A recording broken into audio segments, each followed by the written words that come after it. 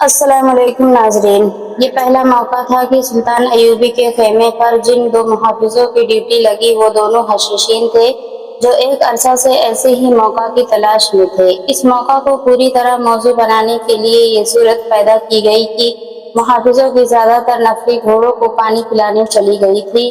पानी एक टेले के दूसरी तरफ था। काफिले का सामान उठाने वाले ऊँटों के शतरबान भी ऊँटों को पानी पिलाने के लिए ले गए थे। जो मुहाफिज ड्यूटी वालों के अलावा पीछे रह गए थे उनमें दो और हशीशीन थे।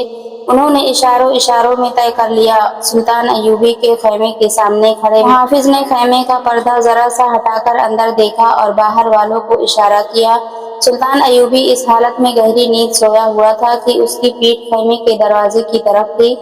मुहाफिज दबे पांव अंदर चला गया। उसने खंजर नहीं निकाला, तलवार नहीं निकाली, बल्कि उसके हाथ में जो बर्छी थी वो भी उसने खैमे के बाहर रख दी थी। हर मुहाफिज की तरह वो कवि हैकल जवान था। देखने में वो सुल्तान अयूबी की निस्बत दुगना नहीं तो 1.5 गुना ताकतवर जरूर था। वो दबे पांव सुल्तान अयूबी तक गया और बिजली की तेजी से सुल्तान की गर्दन दोनों हाथों में जकड़ ली। सुल्तान अयूबी जाग उठा। उसने करवट भी बदल ली, लेकिन जिस शकंजे में उसकी गर्दन आ गई थी उससे गर्दन छुड़ाना मुमकिन नहीं था। इस्लाम के इस जर्नेल की जिंदगी सिर्फ 2 मिनट रह गई थी। अब वो पीठ के बल पड़ा था। हमला आवर ने उसके पीठ पर घुटना रखकर एक हाथ उसकी गर्दन से हटा दिया, दूसरे हाथ से सुल्तान की शहरत को दबाए रखा। उसने अपने कमरबंद से एक पुड़िया से निकाली, इसे एक ही हाथ से खोला और सुल्तान अयूबी के मुंह में डालने लगा। और सुल्तान को जहर देकर मारना चाहता था, क्योंकि गला दबाकर मारने से साफ पता चल जाता है कि गला दबा दिया गया है या गला दबाया गया है। सुल्तान अयूबी बेबस था। पेट पर इतने कवि हैकल जवान का घुटना और बोझ था। शहरत दुश्मन के शिकंजे में थी और सांस रुक गया था। उसका मुंह खुला हुआ था, जो उसने पुड़िया देखकर बंद कर लिया। उसने होश ठिकाने रखे। मौत सर पर आ गई थी। सुल्तान अयूबी ने अपने कमरबंद से तलवार नुमा खंजर निकाल लिया, जो वो जेवर की तरह अपने साथ रखता था। हमला आवर उसके मुंह में जहर डालने की कोशिश में मगन था। देख न सका कि सुल्तान ने खंजर निकाल लिया है। सुल्तान अयूबी ने खंजर उसके पहलों में उतार दिया, खींचा और एक बार फिर खंजर हमला आवर के पहलों में उतर गया। हमला आवर सांड जैसा आदमी था, इतनी जल्दी मर नहीं सकता था। सुल्तान अयूबी सिपाही था। वो खंजर के वार और हदफ से आगाह था। उसने खंजर हमला आवर के पहलों से निकाला नहीं, वहीं खंजर को घुमाया और नीचे को झटका दिया। हमला आवर की अतड़ियां और पेट का अंदरूनी हिस्सा बाहर आ गया। हमला आवर के हाथ से सुल्तान अयूबी की गर्दन छूट गई। दूसरे हाथ से जहर की पुड़िया गिर पड़ी। सुल्तान अयूबी ने जिस्म को झटका दिया। हमला आवर को धक्का दिया तो हमला आवर चारपाई से नीचे जा पड़ा। वो अब उठने के काबिल नहीं था। ये मुआरका बमुश्किल आधे मिनट में खत्म हो गया। मगर खैमे से बाहर दूसरा मुहाफिज खड़ा था। उसने अंदर धमक सी आवाज सुनी तो पर्दा उठाकर झांका। वहां कुछ और ही नक्शा देखा। वो तलवार सूंघ कर आया और सुल्तान अयूबी पर वार किया, मगर सुल्तान खैमे के दरमियानी बांस के पीछे हो गया। तलवार बांस पर लगी। सुल्तान तो जैसे पैदाइशी तीक्ष्ण था। उधर तलवार बांस में लगी, इधर सुल्तान अयूबी ने झटका मारने के अंदाज से हमला आवर पर खंजर का वार किया। हमला आवर भी लड़ाका था, इसीलिए तो वो मुहाफिज दस्ते के लिए चुना गया था। वो वार बचा गया। उसके साथ ही सुल्तान अयूबी ने मुहाफिज दस्ते के कमांडर को आवाज दी। हमला आवर ने दूसरा वार किया तो सुल्तान अयूबी आगे से हट गया, मगर ऐसा हटा कि हमला आवर के पहलों में चला गया। अब के हमला आवर सुल्तान के खंजर का वार न बचा सका। सुल्तान अयूबी की पुकार पर दो मुहाफिज खैमे में आए। दोनों ने सुल्तान अयूबी पर हमला कर दिया। इतने में सुल्तान अयूबी दूसरे मुहाफिज को भी जख्मी कर चुका था, मगर वो अभी तक लड़ रहा था। उसके दो और साथी आ गए थे। सुल्तान अयूबी ने हौसला कायम और दिमाग हाजिर रखा। अल्लाह ने मदद की कि दस्ते का कमांडर अंदर आ गया। उसने दूसरे मुहाफिजों को आवाजें दी और सुल्तान अयूबी की कहने पर वो हमला आवरों से उलझ गया। इतने में 4-5 मुहाफिज इधर आ गए। उधर से अली बिन सुफियान और दूसरे हक्काम भी शोर सुनकर आ गए। खेमे में देखा तो उनके रंग उड़ गए। 4 मुहाफिज लहूलुहान होके पड़े थे। 2 मर चुके थे, तीसरा मर रहा था। वो होश में नहीं था। उसका पेट ऊपर से नीचे तक फटा हुआ और सीने पर 2 गहरे जख्म थे। चौथे के पेट में एक जख्म था और दूसरा जख्म रान पर। वो जमीन पर बैठा हाथ जोड़कर चिल्ला रहा था, मैं जिंदा रहना चाहता हूँ, مجھے میری بہن کے لیے زندہ رہنے دو۔ سلطان ایوبی نے اپنے محافظوں کو روک دیا۔ محافظ اتنے بھرے ہوئے تھے کہ انہوں نے تیسرے محافظ کو بے ہوشی میں سانس لیتے دیکھا تو اس کی شہرت کاٹ دی۔ چوتھے کو سلطان ایوبی نے بچا لیا۔ یہ رحم کا جذبہ بھی تھا اور یہ ضرورت بھی کہ اس سے بیان لینے تھے اور اس سازش کی کڑیاں بھی ملانی تھی۔ سلطان ایوبی کا طبیب اس کے قافلے کے ساتھ تھا، وہ جراح بھی تھا، ہر جگہ اس کے ساتھ رہا کرتا تھا۔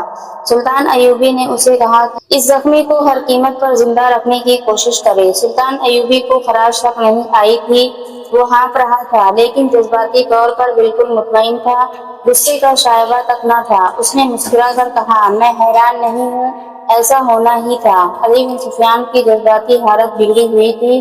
یہ اس کی ذمہ داری تھی کہ محافظ دستے کے لیے جسے منتخب کیا جائے اس کے متعلق چھان بین کرے کہ وہ قابل اعتماد ہے۔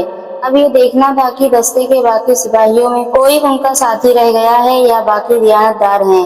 سلطان ایوبی کے بستر پر وہ پڑیا پڑی ہوئی تھی، اس نے جو حملہ آور اس کے منہ میں ڈالنا چاہتا تھا ایک سفوف سفید سا تھا جس میں سے کچھ بستر پر بکھر گیا تھا۔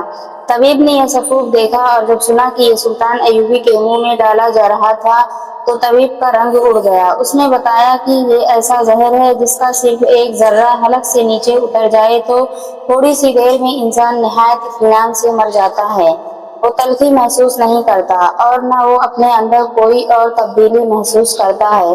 طبیب نے سلطان ایوبی کا بستر اٹھوا کر باہر بھجوایا اور صاف کرا دیا۔ سلطان ایوبی نے زخمی کو اٹھوا کر اپنے بستر پر لٹا دیا۔ اس کے پیٹ میں تلوار لگی تھی اور دوسرا زخم ران پر تھا۔ پیٹ کا زخم مہلک نظر نہیں آتا تھا، ترچھا تھا۔ ران کا زخم لمبا تھا اور گہرا بھی۔ وہ ہاتھ جوڑ کر سلطان ایوبی سے زندگی کی بھیک مانگ رہا تھا۔ سلطان کے خلاف اس کے دل میں کوئی ذاتی دشمنی نہیں تھی، کوئی نظریاتی عداوت بھی نہیں تھی۔ وہ کرائے کا قاتل تھا، اپنی شکست کے ساتھ اسے اپنی ایک غیر شادی بہن کا غم کھائے جا رہا تھا۔ وہ بار بار اس کا نام لیتا اور کہتا تھا کہ میں مسلمان ہوں، میرا گناہ بخش دو، ایک مسلمان بہن کی خاطر مجھے بخش دو۔ زندگی اور موت خدا کے ہاتھ میں ہے، سلطان ایوبی نے ایسے لہجے میں کہا جس میں تحمل تھا مگر رعب اور جلال بھی تھا۔ سلطان نے کہا، تم نے دیکھ لیا ہے کہ کون مارتا اور کون زندہ رکھتا ہے، لیکن میرے دوست اس وقت تمہاری جان جس کے ہاتھ میں ہے تم اسے دیکھ رہے ہو۔ اپنا گناہ دیکھو، اپنی بے بسی دیکھو۔ میں تمہیں تمہارے ساتھیوں کی لاشوں کے ساتھ زندہ باہر صحرا میں پھینک دوں گا۔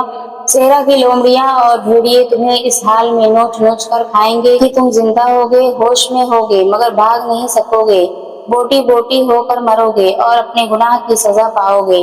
زخمی تڑپ اٹھا، اس نے سلطان ایوبی کے دونوں ہاتھ پکڑ لیے اور دھاڑے مار مار کر رونے لگا۔ سلطان ایوبی نے پوچھا، تم کون ہو اور کہاں سے آئے ہو؟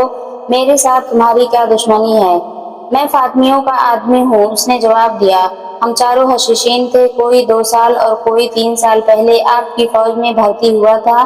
ہمیں سکھایا گیا تھا کہ آپ کے محافظ دستے میں کس طرح پہنچا جا سکتا ہے۔ اس نے بولنا شروع کر دیا اور راز کی باتیں بتانے لگا۔ اس نے بتایا محافظ دستے میں یہی 4 قاتل تھے۔ اس کے بیان کے دوران سلطان ایوبی نے طبیب سے کہا کہ وہ اس کی مرہم پٹی کرتا رہے۔ طبیب نے اسے ایک دوا پلا دی اور خون روکنے کی کوشش کرنے لگا۔ اس نے زخمی کو تسلی دی کہ وہ ٹھیک ہو جائے گا۔ زخمی انکشاف کرتا گیا۔ اس نے معزول فاطمی خلافت اور حشیشین کے معاہدے کو بے نقاب کیا۔ فاطمیوں نے صلیبیوں سے جو مدد لی تھی اور لے رہے تھے اس کی تفصیل بتائی۔